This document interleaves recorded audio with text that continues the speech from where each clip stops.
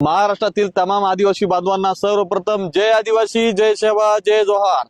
आज आपण बघतोय महाराष्ट्रातील 13 जिल्ह्यातील 17 संवर्ग आदिवासी पेसा क्षेत्रातील ज्या विशेष पदभरत्या आहेत, वनरक्षक, शिक्षक, कृषी सहाय्यक, आरोग्य, तलाठी या भरत्या होऊ नये पात्र उमेदवारांना मान्य सुप्रीम कोर्टाचा कुठला आदेश नसतानाही, स्थगिती आदेश नसतानाही जाणून बुजून या मिंदे सरकारने, फसवणूक सरकारने, अजितदादा सरकारने जाणून बुजून माझ्या आदिवासी पेसा क्षेत्रातील उमेदवारांचे नियुक्ती आदेश रेंगाळलेत आणि थांबवण्यात आलेत।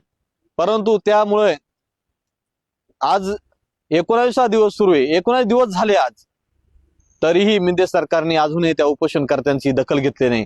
त्यामुळे दिनांक 21 ऑगस्ट 2024 रोजी राज्यातील संपूर्ण अनुसूचित क्षेत्रातील पेसा गावांमध्ये मिंदे सरकारच्या, फसवणूक सरकारच्या, अजितदादाच्या कार्यकर्त्यांना, मंत्र्यांना, संत्र्यांना, आमदारांना, खासदारांना गावबंदी करण्यात येणार आहे।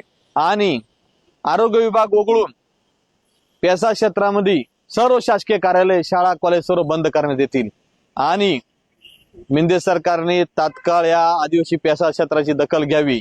ऊन वारा पाऊस न बघता ते मुलं बेबुज आंदोलन करतात, आमरण उपोषण चालू आहे, मुलं, तरुण तरुणी मोठ्या प्रमाणात उपस्थित आहे, तरी हे मिंदे सरकार झोपलेले आहे। त्यामुळे मिंदे सरकारने, फसवून सरकारने झोपेतून जागे होऊन या आदिवासी विद्यार्थ्यांना न्याय द्यावा। आणि बोगस आदिवासींचा सुळसुळाट मोठ्या प्रमाणात त्या महाराष्ट्रात झालेला आहे, त्या बोगसांनी खऱ्या आदिवासीच्या बळकवल्या जागा तात्काळ रिक्त करून खरे आदिवासी नोकरपती करावे, अन्यथा येणाऱ्या विधानसभा निवडणुकीमध्ये मिंदे सरकार, फसवणूक सरकार, अजितदादा सरकारला त्यांची जागा दाखवून दिल्याशिवाय आदिवासी समाज जाणार नाही। त्यामुळे महाराष्ट्र तमाम आदिवासी बांधवांनी दिनांक 21 ऑगस्ट 2024 पासून आपल्या गावात आपलंच सरकार, ना लोकसभा ना विधानसभा, ओनली पेसा ग्रामपंचायत की ग्रामसभा, आदिवासी स्वशासन। त्यामुळं आपण आपला कायदा, आपला अधिकार अबाधित ठेवण्यासाठी आपण 21 ऑगस्ट पासून दिलेल्या सूचनांचं या व्हिडिओच्या माध्यमातून सगळ्यांनी पालन करावे आणि या मिंदे सरकार, फसवणूक अजितदादांना त्यांची जागा दाखवून द्यावी आणि या पेसा क्षेत्रीय विद्यार्थ्यांना न्याय मिळवून घ्यावा।